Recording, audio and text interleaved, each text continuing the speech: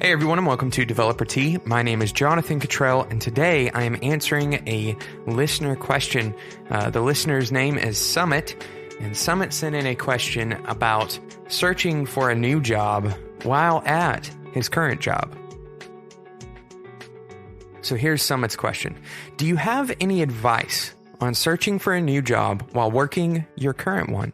I'm currently in the process of interviewing with companies as I work my regular day job as a dev, and it's been tough. I'm no stranger to hard work, but lately I've just been feeling mentally exhausted after coding for 8 hours and then going home to do my phone screens, coding challenges, and personal projects to beef up my GitHub for employers. Another thing that's been kind of weird for me is responding to emails or phone calls while I'm at work. It almost feels like I'm cheating on my work or something. Do you have any thoughts on that? Well, Summit, I have quite a few thoughts about this subject actually, and I'm really excited you asked this question because I think quite a few people are in this same position. Now, even if your current job is not as a developer and you're looking for a new job as a developer, a lot of what we're going to talk about today is also applicable to you. So my very first thought for you, Summit, the very first piece of advice that I have for you, and really for anybody who's listening to this show, even if you aren't looking for a job, this is just general advice, I guess, is to rest properly. If you don't, getting back on track is much more difficult than if you were to have rested properly in the first place. The work you will be doing at your current job, if you aren't resting properly, and in your job search will suffer. It's much better to get a good night of sleep, eat a decent diet, maintain a healthy level of exercise, and let your brain decompress from a long day of mental strain, and a long day of output. So make sure you're resting. If you don't, you will suffer. That is the unfortunate truth. You can't go at 100 miles an hour. We are not made like a machine. Even machines can't maintain a full-on sprint all the time. So if you feel like you are sprinting every day, eventually you're going to burn out. Make sure that you take proper rest. That means sleep. Sleep well. And there's some advice that I have for sleeping well. Very simply, don't look at your phone for about an hour, maybe 2 hours before you go to bed. Stop drinking coffee earlier in the day. Make sure you're sleeping somewhere between 6.5 and 8 hours a night. These are all really simple pieces of advice that are based on the most empirical research. There's some people who are doing like sleep hacking or whatever, and they found that they can bring their sleep, their hour count for sleep per night down to like 3 hours.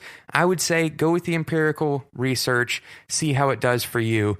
More rest typically, especially if you are running at a crazy pace like it seems like you are, Summit. Make sure you are getting more rest, maybe even than you think you need. My next piece of advice for Summit and for everyone else, once again, that's listening to the show, is to maintain a high level of integrity at all times. Summit mentioned that he feels like he's kind of cheating on his employer. And the reason for that is because you feel a tinge of guilt that is natural because you feel like you're hiding something, or maybe you feel wrong for leaving your job. And in fact, you are not wrong for leaving your job. It is totally within your rights to leave your employer and go and find a new employer, but maintain a high level of integrity. This will never steer you wrong. If you're taking calls or emails while you're at work, make sure you tell your employer that you're doing that. Make sure you tell them that you are on a job search. The worst thing that can happen if you do this is you get fired. And eventually you're going to quit anyway, so it's just a matter of time, right? The best kinds of things that happen when you maintain integrity is that your current employer might help guide you along the way in your new job search. They are no stranger, unless they are very new to the business, they're no stranger of career shifts. They know how people eventually will move between jobs. It is a very common thing. So they might help you along the way. They might give you recommendations. They may even give you a flexible schedule or even severance pay to help you transition out, where you have 2 weeks weeks where you actually don't even have to come to the job. Some people, now this isn't like the most common case, and treat it with discretion. If you have rent coming up, maybe you should wait until after rent to tell your employer that you're searching for another job. So use discretion, but overall, integrity always wins. The possible damage that you can do if your employer finds out that you've been searching for another job while they are paying you to work for them, the possible damage is that you burn bridges with them and they shame your name to future employees. Imagine a situation where a future employee is asking for a reference from your previous job and you have to tell them, well, I can't give you that reference because that boss doesn't like me. That's a bad sign. And so maintaining a high level of integrity for your current boss is the best way to communicate to your future boss that you will have integrity with them as well. My next piece of advice for Summit is to not overestimate how much work you need to show to be considered a worthwhile candidate. Unless you're seeking a niche position, the most important thing you can do is show that you care about your craft enough to have quality work and that you are competent. So it's much better to show 3 good projects than to show 10 okay projects. So you don't have to go and try to just stack your GitHub profile with tons of commits and pull requests to all the different open source projects that you want to be a part of or something like that. That's overkill, and in general, that is not going to be the thing that gets you the job. So instead of beefing up your portfolio with as much work as possible, focus on the most visible work that you have and the most obvious quality work that you have. In other words, focus on the things that are designed well and that have been in the public sphere. These are the kinds of things that employers will look for to say, okay, this person knows what they are doing and they can do it well. Now, these are my personal recommendations. Of course, every employer is different. Some employers might look for a large volume of work or a lot of contributions to open source or something like that. But ask yourself the question, if you want to work for an employer that cares about the volume of work more than the quality, and I'm guessing, Summit, if you're like me, that you would prefer to work for an employer that wants you to write less good code, not less good code, but less code overall for the sake of the quality of that code.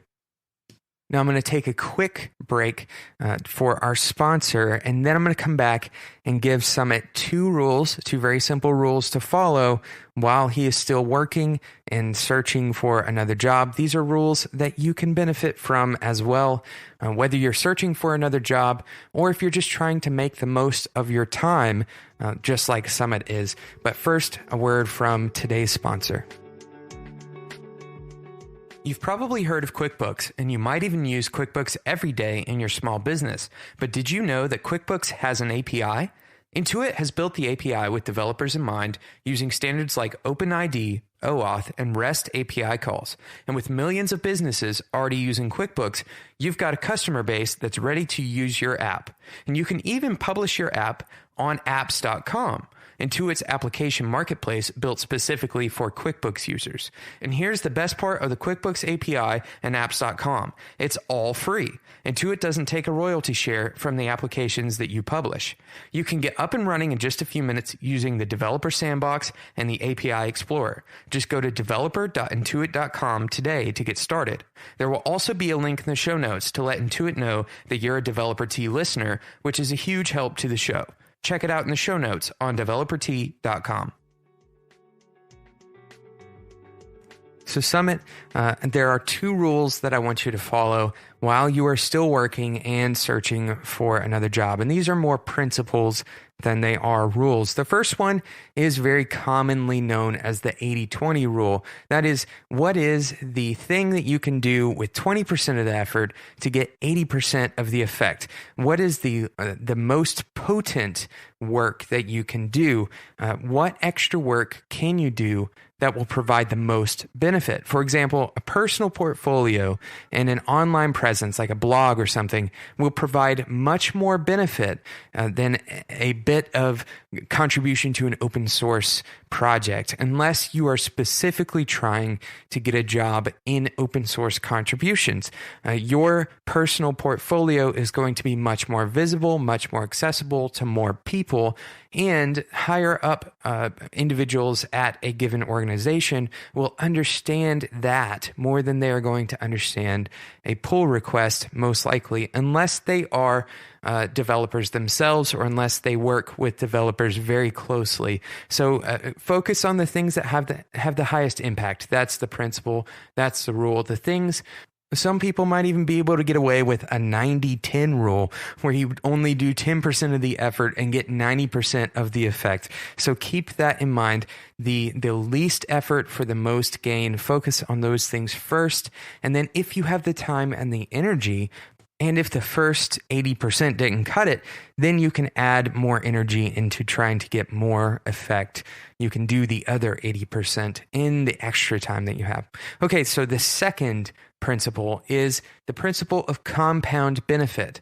So this goes right along with the 80-20 principle, and that is to do things that benefit you in more than one way. So can you use some of the work that you are doing at your current job, for example, to show your competence to a future employer?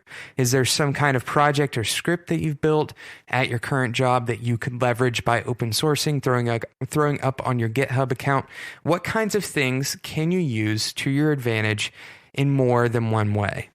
Another great example of this would be writing for a tutorial site. This both shows your authority over a given subject and you can get paid to write for that tutorial site. So consider things that give you a compound benefit, something that gives you more than one singular benefit. An example of something that doesn't give you compound benefit is actually something like a coding challenge for a singular employer. Now, you might have a little bit of learning experience that comes along with that. So there is some benefit there, but the benefit that you have putting towards a single employer, a single potential future employer, is going to be much less than the things that you do that are going to be applicable to all potential future employers. So I hope that some of this information and some of these ideas resonate with you. I hope that you have a good transition out of your current position and that your boss is understanding and will help you make that transition. And I hope that you will get the rest that you need. Remember, get rest. It is totally important. You can't go through life without energy. You can go for short periods of time where you do all-nighters or whatever it is that you need to do to get through, but don't make it a habit. Your work will suffer. Make sure you get rest. Thank you so much for sending in your question. I'm sure there are many people who are listening to this episode that are encouraged by the things that you are going through because they themselves are going through them as well. And I hope that you listeners, even if you aren't looking for a job right now, I hope that you gained some insight into how best to use your time. Thank you so much for listening to the show. If you have a question for Developer T, you can send it to me on Twitter at @DeveloperT, or you can email me at developerT@gmail.com. If the show has provided value to you in some way and you would like to give back, the easiest way that you can do that is to just go to iTunes and leave a review. I know a lot of people don't use iTunes, and that's okay, but there are still a lot of people who haven't found Developer T and who would find it through iTunes or through the iTunes review system. So that is a huge help to the show, and it's a huge help to helping other developers just like you find Developer T. Once again, thank you so much for listening, and until next time, enjoy your tea.